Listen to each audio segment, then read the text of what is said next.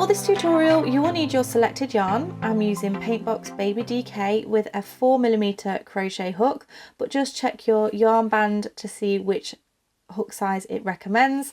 You will need a pair of scissors and a darning needle for sewing in your ends. If you click underneath this video you will find all the links that you need, as well as the link to the blog post where you'll find the written instructions for this stitch. As always, if you like my videos, don't forget to give them a thumbs up and leave me a comment in the comment section below. Also, don't forget to click that subscribe button and also the bell button because you will be notified of when my videos go live. Okay, let's get started. So you want to begin by creating your slip knots, and you can do this in whichever method you prefer. Go ahead and insert your crochet hook, and we're going to start by chaining in multiples of 2. So that's yarn over and pull through, yarn over and pull through. So it's 2, 3, 4, 5 and 6. You want to go ahead and do those multiples until you get to the width of the project that you like. So pause the video and then meet me back in just a moment. So I've just done my chain and I'm going to go ahead and add an additional one. This will be classed as a turning chain. For row 1 we're going to double crochet into the second chain from the hook. So remember, I'm working in UK terms. In the US this is known as single crochet. So we don't count the one that's on the hook. This is the first and the second. We're going to go ahead and insert our hook, yarn over and pull through. You'll have 2 loops on the hook, and then yarn over, pull through both loops on the hook. You'll move into your next chain, insert the hook, yarn over and pull through, 2 loops on the hook, and then yarn over, pull through 2. You're going to repeat this all the way along your chain until you reach the end of your foundation chain. So 1 double crochet into each chain all the way along. Go ahead, pause the video, work those stitches and meet me back in just a moment. So I've now just come to the end of row 1 and we're going to move on to row 2. So chain 1 and turn your work. And we're going to start off by doing a double crochet into the second stitch. So not into the base of the chain one, we're going to move over onto the second stitch. So we'll do a double crochet and then we're going to do a spike stitch. So a spike stitch is essentially a double crochet, but we're not going into the top of the next stitch, we're actually going into the stitch just below. So you're going into the chain on this occasion. So you go into the stitch, yarn over and pull through. You want to pull up your stitch just a small amount and then yarn over, pull through. We're then going to go into the top of the next stitch with a double crochet as normal and then do another spike stitch. And we're going to repeat this all the way across. Double crochet and spike stitch.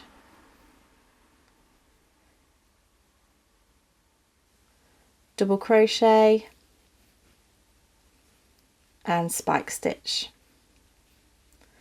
You're going to repeat that all the way to the end. You will finish with a double crochet in that turning chain.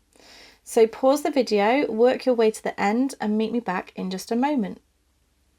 So I've now come to the end and I'm just going to do that double crochet into that turning chain, so that very last stitch to finish off row 2.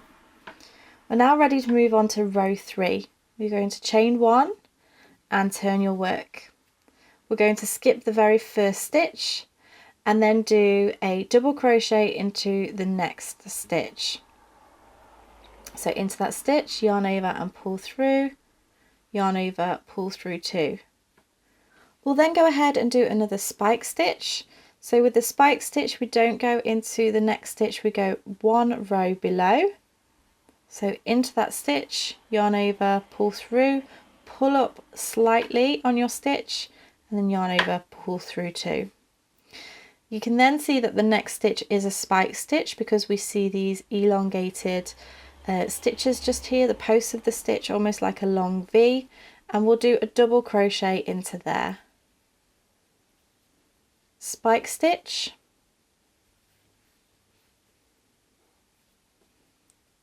and double crochet. spike stitch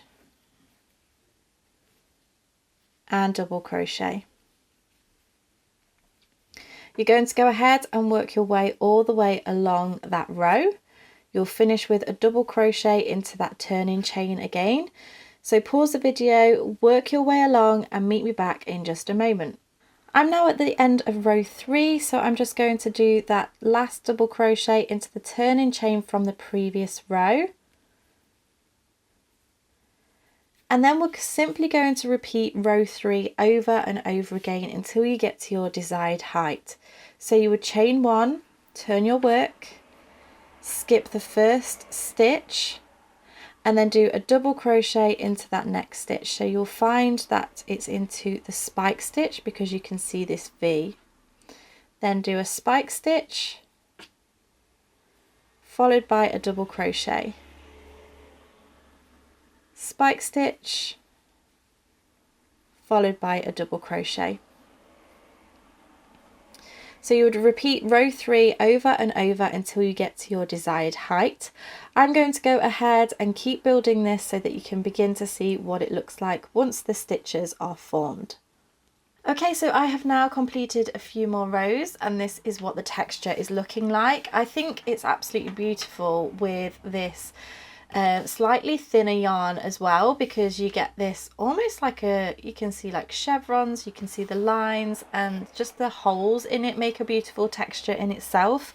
However, the larger you went with your yarn, so the heavier weight would create a slightly different texture, so you wouldn't see these gaps so much. But either way, I just think it's such a beautiful texture, and it's a really nice easy stitch to do as well. So there is the alternating spike stitch. I really hope that you have enjoyed this tutorial. Don't forget you can get the written pattern over on bellacococrochet.com. I'll leave a link in the description box below. Don't forget to give this video a thumbs up and leave me a comment letting me know what projects you've used for this stitch. Also, don't forget to subscribe and click that bell button to be notified of when my new videos go live. Thank you so much for watching and I shall see you again next time. Bye!